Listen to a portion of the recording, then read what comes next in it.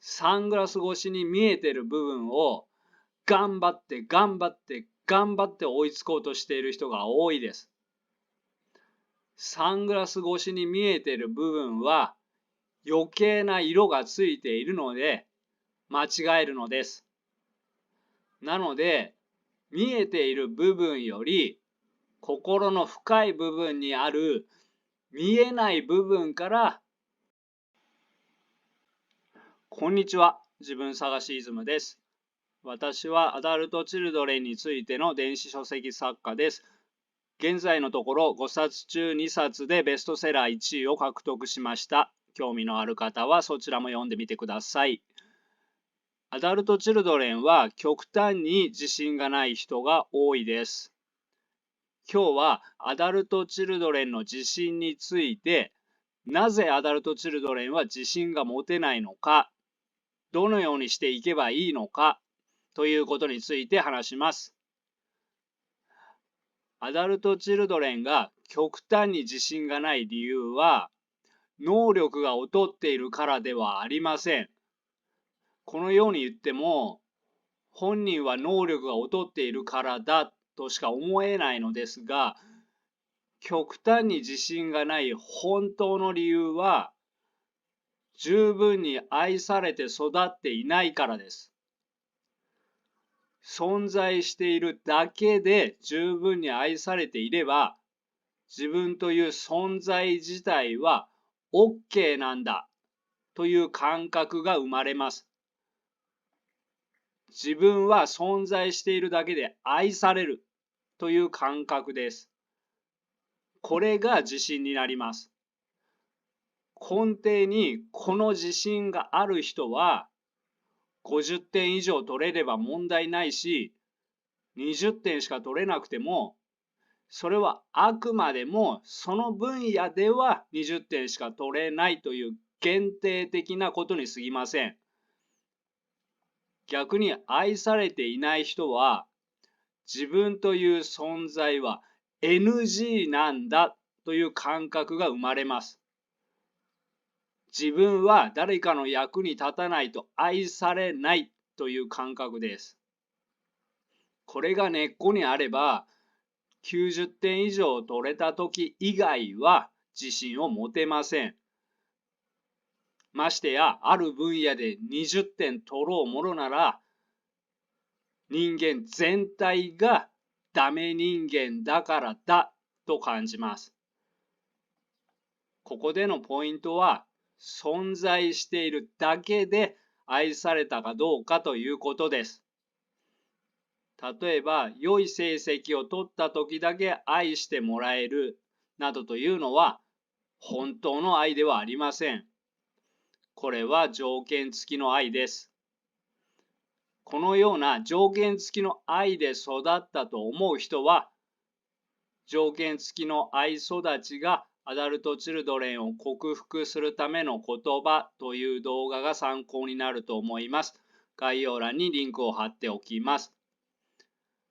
仮に良い成績を取った時に褒められても、自分は存在しているだけで愛されるという感じ方にはなりません。むしろ、誰かの役に立たないと愛されないと学びます。これでは成績が良くても自信が持てません。仮にこれを一般的なアダルトチルドレンということにしましょう。つまり、この一般的な自信のなさだけではなく、これにさらに自信のなさを上乗せされる人がたくさんいます。例えば、過干渉の親などに育てられた人は、全部親が決めてしまうのだから、自分で考えたり決めたりする機会が奪われ、自分の力を全く信用できない人になります。また、虐待されて育った人などは、無条件で愛されるどころか、無条件で殴られていたんです。自分は何もしないでも、いるだけで愛される存在と思えるどころか、自分は何もしなければ殴られる存在と心の深い部分に刻み込んでしまいます。これでは極端に自信を失います。あるいはアダルトチルドレンを育てる親は劣等感を持っている人が多いですが、病的な劣等感を持っている親は子供に非現実的なほど高すぎる期待をかけます。このように親に非現実的なほど高い期待をかけられた場合、子供は自信を失います。このような親に育てられた人は、教育虐待、スポーツ虐待における子どもへの影響という動画を参考にしてください。概要欄にリンクを貼っておきます。このようにして親の病的な劣等感を引き継ぐと、子どもは自分でも完璧主義になったり、目標が高くなります。こうなると成功体験が得られなかったり、成功しても達成感を得られないので、無自覚で生きているとどんどん自信を失います。さらにアダルトチルドレンは人間関係がうまくいきません。こういうことも自己肯定感に関係します。つまり人間関係がうまくいかないことで、なおさら人間としての自信を失い続けます。では、アダルトチルドレンで病的に自信がない人はどうすればいいかということですが、アダルトチルドレンが自信をつけるには、主に次の6つを提案します。できることからやってみてください。親の幼児性を見抜くこと、依存心を克服すること、自分を大切にすること、目標を小さくして挑戦体験や成功体験を積み重ねること、事実と解釈を一致させた上で能力を上げること、環境を選んで良い人間関係を築くことです。一つずつ見ていきましょう。親の幼児性を見抜くこととは、アダルトチルドレンで病的に自己評価が低い人は、親の幼児性をぶつけられている人が多いです。小さい子供は、親の幼児性をぶつけられていても、親を立派な人だと思っているので、病的に自信を失います。例えば、スネ夫のお母さんはよく自慢話をしますよね。極端に自分に自信がないので、私はすごいざますよとアピールしないと自分が保てないのです。私の想像の中の話ですが、例えばスネ夫のママが自分の劣等感を晴らすためにスネ夫に名門私立中学を受験させようとしているとします。スネ夫が落ちたら自分の劣等感を晴らせないので、なんでこんな点数しか取れないざますの、家庭教師を3人もつけてるざますよとなります。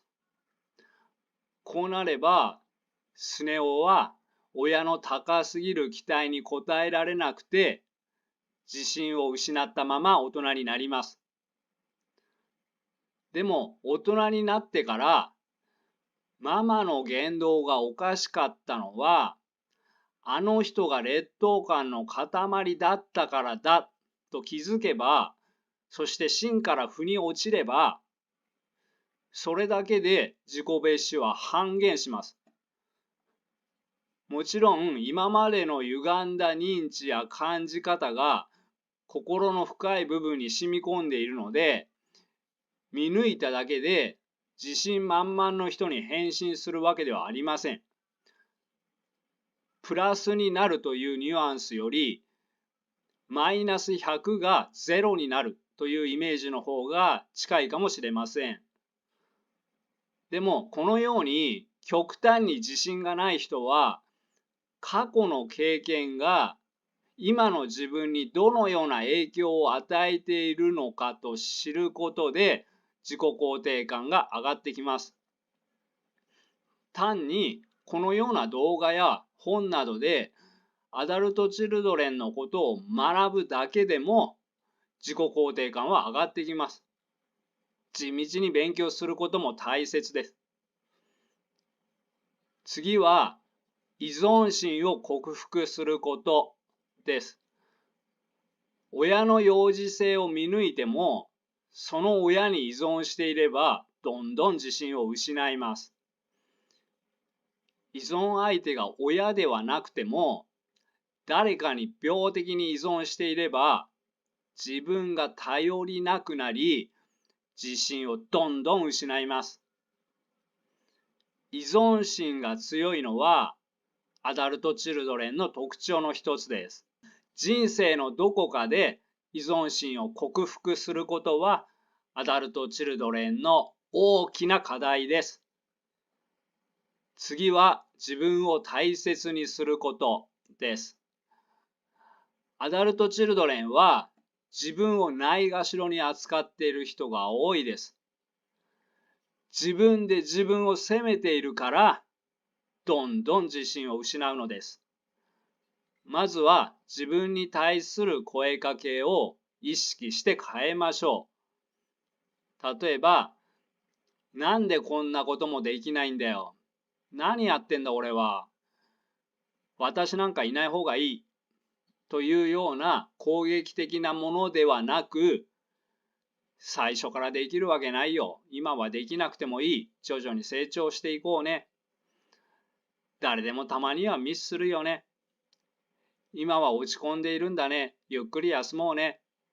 というふうに自分の味方になって声をかけるようにしましょう。そしてたまには自分においしいものを食べさせてあげたり、きちんと湯船に浸からせてあげたり、十分な睡眠をとらせてあげたりなど、食事や健康にも気を使ってあげましょう。また、誰かのための時間や自分が成長するための時間だけではなく、自分が楽しむだけの時間を作ることも大切です。このように自分の味方になることはとても大切なことです。自分の味方になれない人は、アダルトチルドレンは自分嫌いを直そうなどの動画を参考にしてください。概要欄にリンクを貼っておきます。次は目標を小さくして成功体験を積み重ねることです。達成感を何度も味わうことで自己肯定感を高められます。病的に自信がないアダルトチルドレンは挑戦しない人が多いです。でも自信をつけるためには挑戦することも必要です。ポイントは成功することに重きを置くのではなく、挑戦することに重きを置いてください。挑戦できない人が挑戦できたら、それはそれだけで成功です。挑戦したら結果に関係なく成功体験です。そしてアダルトチルドレンは一度も失敗しないことを望んでいる人が非常に多いです。完全主義にならないで、失敗があることも最初から承知しておくことが重要です。一度も失敗しない人などいませんので、自分が失敗しても、失敗は誰にでもあると考えましょう。失敗しても、ここから何かを学ぼうと思えばいいのです。失敗から学べば、失敗したことにより大きく成長しています。そして、極端に自信がないアダルトチルドレンに多いのは、成功した時に運が良かっただけと解釈します。これは根っこに自分はひどく劣った存在という思い込みがあるのです。そのフィルターを通して解釈するので、成功しても運が良かっただけということになります。これからは成功したら運が良かっただけということにしないで、自分の手柄にするようにしましょう。また、自信を得るためには、何も大きなことに挑戦しなければいけないというわけではありません。初対面の人に自分から話しかける。自分の話を聞いてもらう。自分の気持ちを伝える。人に手伝ってもらう。告白をする。やったことないことをやる。このようなことも立派な挑戦です。挑戦した自分を褒めながら成功体験を積み重ねていきましょう。さっきも言いましたが、挑戦も成功です。挑戦できるようになるということはすごい進歩です。すごい自信になります。仮に失敗しても、挑戦した自分に注目しましょう。次は、事実と解釈を一致させるということです。自分は誰よりも劣っている。自分は誰にも必要とされていない。自分は何もできない。これらは全部解釈です。そして解釈は歪んでいても歪んでいるとはなかなか気づきません。アダルトチルドレンは気づいていないだけで様々な解釈が歪んでいます。だから自分の解釈は歪んでいるという前提に立って事実はどうなのかということを検証しながら生きていきましょう。そうすれば、例えば自分は誰よりも劣っているの、誰よりもは大げさだったなとか、人間全体として劣っているわけではないなとかに気づいてくるかもしれません。また、自分は誰にも必要とされていないではなくて、子供には必要とされている。あるいは恋人には必要とされている。などということに気づいてくるかもしれません。他にも、自分は何もできないの何もは大げさだったなと気づくと思います。だからといって、自分は何でもできるという思考に変えようとするのはナンセンスです。それも現実に合っていません。現実は自分はこれはできるがこれはできないということです。現実を事実通りに認識した上で劣っている部分を上げる必要があるのであれば上げる努力をしましょう。また現実を事実通りに認識したら長所を伸ばすことの方が必要になるかもしれません。いずれにしても事実に即した適正範囲内での努力は必要です。次は環境を選んで良い人間関係を築くことです。アダルトチルドレンは人の足を引っ張る人、人を利用する人、人をけなす人などのそばに行きがちです。そのような人からは離れて心が成長している人のそばに行くことが大切です。そのような人が周りにいないというのであれば、カウンセリングを受けるとか、自助グループに参加して味方になってもらう体験や、仲間がいるという体験をすることもいいかもしれません。では、ポイントを振り返りながらまとめます。アダルト・チルドレンは存在しているだけで愛されるという経験が欠如しているので、自分の存在自体に自信が持てない人が多いです。そして根っこにこれがあるので、これを通して世界を見ています。なので、普通の人なら自信を持っていいのに自信が持てなかったり、普通の人なら気にしないレベルなのに極端に自信を失っています。また、アダルト・チルドレンは質の悪い人のそばに行ったり、小さい頃に身につけたパーソナリティで生きているので、年を重ねるごとにどんどん自信を失っていく傾向にあります。アダルト・チルドレンはよく頑張るのですが、このようなパーソナリティで頑張るので、頑張り方を間違える人がとても多いです。サングラス越しに見えている部分を頑張って頑張って頑張って追いつこうとしている人が多いです。サングラス越しに見えている部分は余計な色がついているので間違えるのです。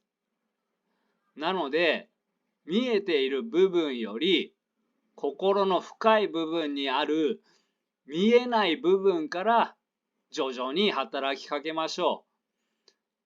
つまり、アダルト・チルドレンが自信をつけるには、親の幼児性を見抜いて依存心を克服すること、自分を大切にすること、挑戦して成功体験を積み重ねること、事実と解釈を一致させること、環境を選んで良い人間関係を築くことなどが大切です。内面的には自分を大切にしながら過去や親を振り返り、依存心を克服することを目標にしましょう。能力的には挑戦して成功体験を積み重ねましょう。また、アダルト・チルドレンは本当は素晴らしい存在なので、何の努力もしなくていいです。というわけではありません。自信がない人は挑戦することから逃げまくってきたのです。挑戦しなければスキルは身につきませんので、その結果、周りの人より劣っている部分があるかもしれません。このように現実を事実通りに認識し、その上で能力を上げることも必要です。